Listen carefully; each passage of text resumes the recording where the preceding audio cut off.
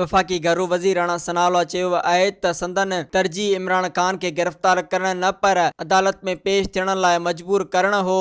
पंहिंजे हिकु बयान में राणा सनाउल्लाह चयो त संदन मक़सद अहिड़ो माहौल ठाहिणो हो जंहिं सां इमरान ख़ान ते अदालत में पेश थियण जो दबाव विधो। अस्सलाम वालेकुम, दिस इज फरजाना बाहर।